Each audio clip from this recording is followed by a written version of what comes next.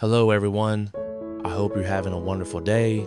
Today, we're going to witness one quiet countryside morning turn into pure panic. When Tuna suddenly doubles over in pain, Alex races her to the hospital and then faces his most awkward mission yet, buying sanitary pads for the first time. If you enjoy the story, don't forget to subscribe so you won't miss the next videos. Morning light slipped through the old wooden window frame and spread a soft gold wash across the floorboards of the countryside house. Outside, the field stretched wide and green, still damp from last night's rain, and the air carried that clean smell of wet soil and young leaves warming under the sun. Inside, everything was quiet. Only the distant chirping of birds and the faint rustle of wind through the trees moved through the stillness. Tuna sat at the small dining table with both hands around a steaming cup of coffee. She wasn't really drinking it.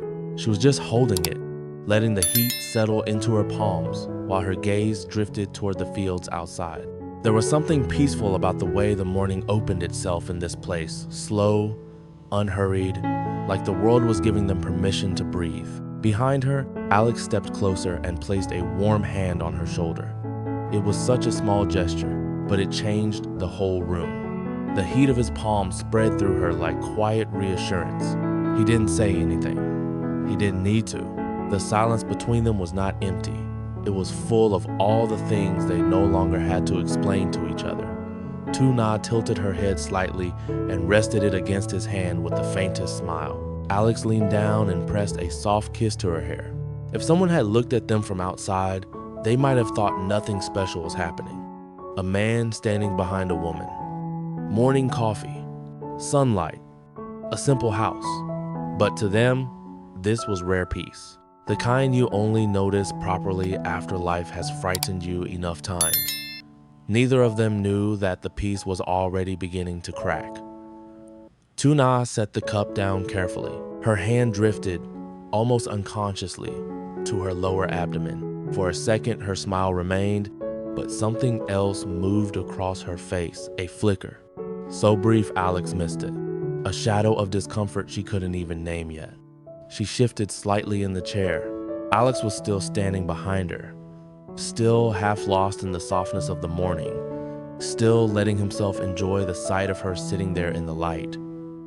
He was thinking about nothing urgent, nothing practical, just the simple happiness of having this moment with her. Then Tuna froze. Her fingers tightened around the edge of the table, so suddenly the wood creaked under her grip. The color drained out of her face in one swift wave. A sharp, violent pain tore through her lower abdomen. So abrupt and so deep, it felt like an invisible blade twisting inside her. Her whole body locked for 1 second before folding inward around it. She bit down hard on her lip to stop the sound rising from her throat, but the effort only made her breathing turn ragged. Alex saw it immediately. The softness vanished from his face at once, replaced by raw alarm. He crouched beside her chair so quickly it almost knocked against the floor, both hands going to her shoulders. "What's wrong?" he asked, voice already trembling. "Tuna, tell me what's wrong." But Tuna could barely answer. She shook her head once, sharply, one hand still pressed against her stomach now, sweat already forming at her temples. The pain came again, stronger this time, rolling through her in a wave that made her curl forward. Alex stared at her for half a second, eyes wide, heart pounding hard enough to make his own breath feel unsteady. Then he moved. He shot to his feet and rushed into the bedroom, grabbed the first jacket he saw, then came back to her and helped her stand as gently as he could. Tuna leaned heavily into him, legs weak, breath catching with each cramp. "I'm taking you to the hospital right now," he said. His voice was firm, but the fear underneath it was impossible to hide. The front door swung open. Cold air rushed into the house. Alex didn't slow down. He half supported, half carried her across the yard and into the car, every movement guided by one urgent thought: get her somewhere safe, now. Tuna closed her eyes and tried to breathe through the pain, but every few seconds another cramp gripped her and stole the air from her lungs.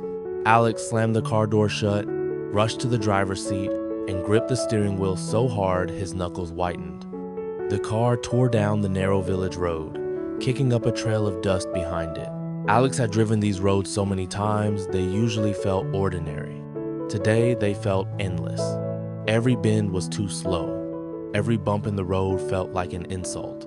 He kept one eye on the road and one on Tuna, whose body was curled tight in the passenger seat, both hands pressed to her stomach, face twisted in pain.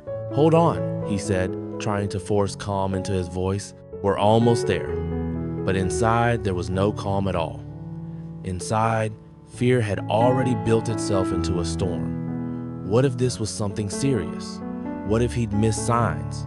What if she had been in pain for longer than he realized and just hadn't said anything? The thoughts came fast and vicious, one after another, and he hated all of them. More than anything, he hated the helplessness. He could solve business crises. He could manage chaos, but he could not reach into her body and take the pain out of it, and that truth was unbearable. Tuna tried to turn her head toward him and offer some kind of reassuring look, but it came out as a weak, strained half-smile that only hurt him more. He reached one hand across the gap between them and squeezed her fingers hard. Every second stretched. Then finally the hospital came into view. Alex barely remembered braking. He only knew that one moment they were on the road, and the next he was rushing around to the passenger side, opening the door and helping Tuna out. Her legs trembled so badly she leaned nearly all her weight against him. He held her tighter and half ran with her through the hospital entrance, calling for a nurse before they even reached the desk. The lights inside were too bright. The air smelled sharply of antiseptic. Questions came quickly. What happened? When did the pain start? Where exactly did it hurt? But Alex barely heard them properly. He only knew he refused to let go of her hand.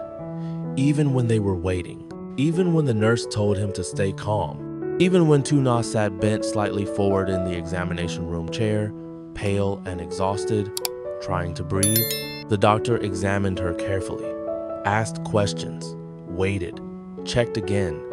Then, at last, the doctor gave a small, reassuring smile. "It's nothing serious," she said. "It's just her period starting. Strong menstrual cramps. That's all." For a second, Alex didn't react at all. The words took time to land. Then the air left his body in one long, shaking exhale. His shoulders dropped as if someone had cut loose a weight he'd been carrying with both hands. He closed his eyes briefly, and when he opened them again, they were bright with relief. Tuna lay back on the bed, drained from pain and tension, but the corners of her mouth lifted faintly. Alex moved to her side immediately and took her hand again, gripping it so tightly it was almost desperate. "I was so scared," he said, voice breaking. "I thought..." He couldn't finish. Tuna looked at him with tired tenderness and brushed her fingers lightly over the back of his hand, comforting him even now. "I'm okay," she whispered. The doctor gave them pain medication, a few instructions, and left the room. The atmosphere changed the second the door closed behind her. The panic was gone. Not the emotion of it, the aftershock still lingered, but the worst fear had passed. What was left now was relief so deep it felt almost painful. Alex sat on the edge of the bed and bowed his head for a second, quietly angry at himself for spiraling so hard and yet not able to regret it, because the fear had only shown him something he already knew. Losing her, even in imagination, was enough to break him. The drive back home was nothing like the drive to the hospital. This time, Alex kept both hands on the wheel and drove with exaggerated care, slowing for every pothole, easing around every bend, treating the narrow village road as if one wrong movement might stir the pain in Tuna's body again. The panic had passed, but tenderness had taken its place with almost the same intensity. Tuna sat back in the passenger seat with one hand resting lightly on her stomach. Her face had regained a little color, though she still looked tired, drained from the pain and the rush of fear. She kept her eyes half closed, letting the steady hum of the engine and the familiar road calm her. For a while, neither of them said much. The silence was warm now, not frightening, full of things they both understood without needing to unpack immediately. When they finally reached the house, Alex was out of the car almost before the engine had fully died. He came around to her side, opened the door, and offered his arm as if she were made of something fragile and irreplaceable. "Slowly," he said. Tuna gave him a small, helpless smile. "I'm not breaking." "I know," he replied. "I'm still going to act like you might." That made her laugh softly, and the sound was such a relief to him that he smiled too without meaning to. Inside, the countryside house had returned to the same quiet it held that morning, but it no longer felt ordinary. It felt changed by what had just happened. The room that had been peaceful before now carried the memory of panic and the deeper memory of having made it through. Alex helped Tuna lie down on the bed and adjusted the pillow behind her back. Then he pulled the blanket up around her, tucked the edge beneath her side, and stepped back just long enough to study whether she looked truly comfortable. "You're hovering," Tuna murmured. "Yes," he said immediately. "I am." She smiled with her eyes closed. Alex disappeared into the kitchen and came back with a glass of warm water and the prescribed painkillers. He sat beside her again, supporting her shoulders while she took them in small sips. Then he lowered her gently back onto the pillow and brushed a strand of hair away from her forehead. "Rest now," he said, voice low and steady. "I'm right here." Tuna looked at him for a moment before answering. Her eyes were full of fatigue, but also something softer, gratitude, affection, that quiet tenderness that grows when someone has just seen your most vulnerable moment and stayed. "You were really scared," she said. Alex gave a short breath that was almost a laugh. "I thought I was going to lose my mind." "Over this? Over you." The words came out so simply that Tuna's expression changed. Something in her softened all the way through. She reached for his hand and curled her fingers around it. "I'm sorry," she whispered. Alex shook his head at once. "No, don't do that. Don't apologize for being in pain." He said it gently, but with enough force that she knew he meant it. Tuna let her head sink farther into the pillow. The medication was beginning to work now, dulling the sharpest edge of the cramps. The room had gone quieter, calmer. Outside, a bird called once from the trees. Somewhere farther away, a motorbike passed and faded into the distance. Alex stood to draw the curtains partway closed so the light would stay soft. Then he came back and sat on the edge of the bed again, still holding her hand as if he'd forgotten there was any other way to sit beside her. For the next little while, they stayed like that. No big conversation, no dramatic reflection, just the quiet work of settling again after fear. Tuna's breathing grew slower, her shoulders loosened, the tension in her face began to leave. She was still uncomfortable, but no longer fighting through waves of pain. Alex watched every small change in her expression, as if each one were a message. He did not trust relief easily yet. He wanted evidence. When her eyes finally drifted shut for more than a second, he let out a breath he had been holding without realizing it. He kept sitting there until he was sure she had slipped into a light sleep. Then, very carefully, he eased his hand free and stood. The house felt too still for what he wanted to do next.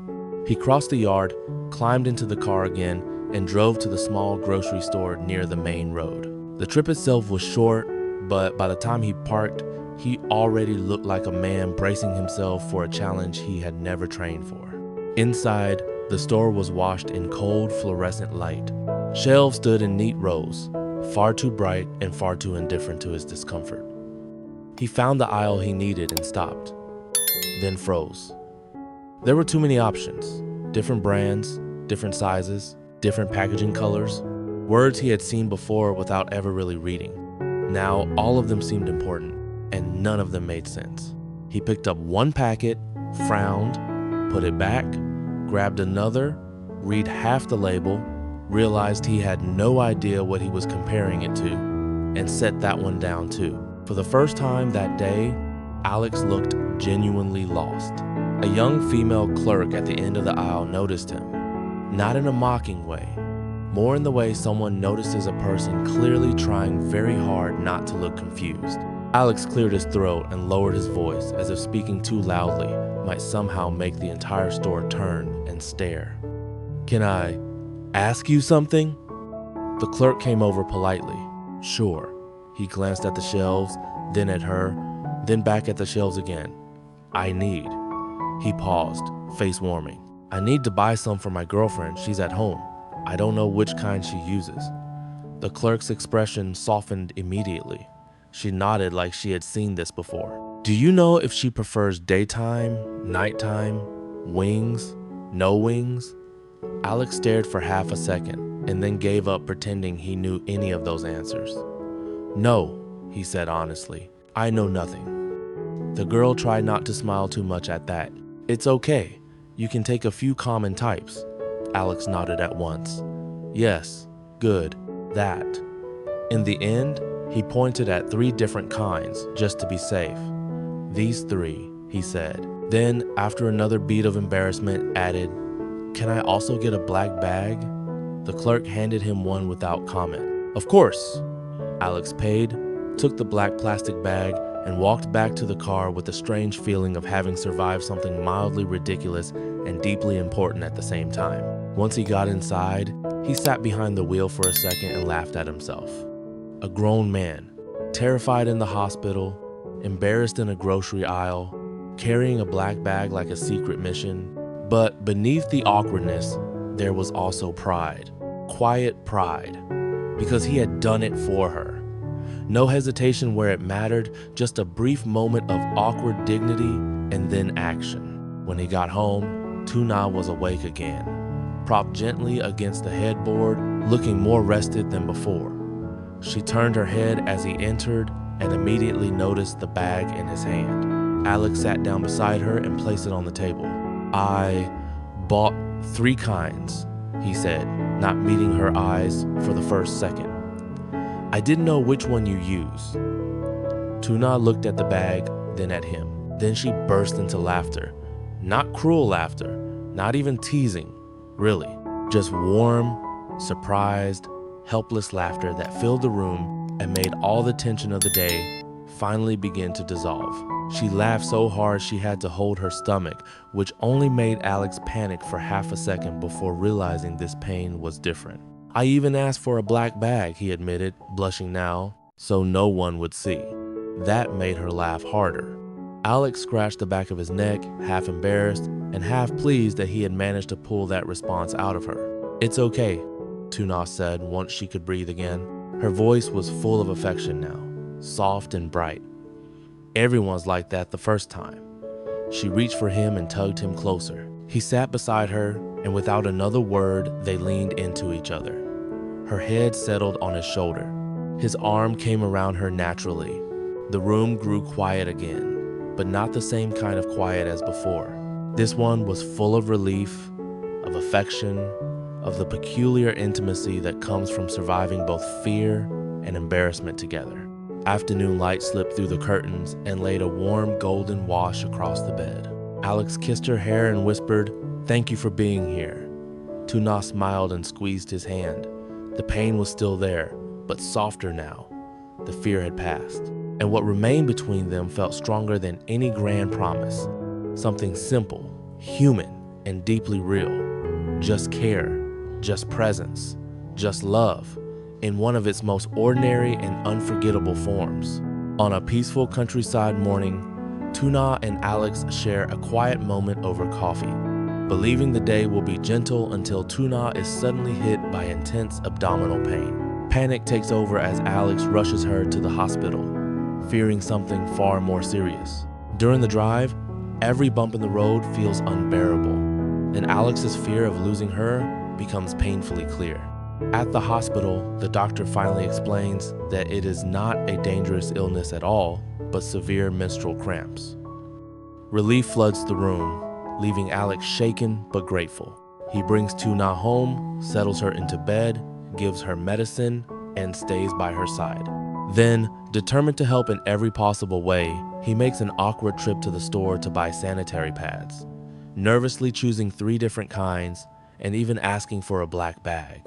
When he returns, Tuna laughs warmly, and the fear of the day melts into tenderness, comfort, and deeper love.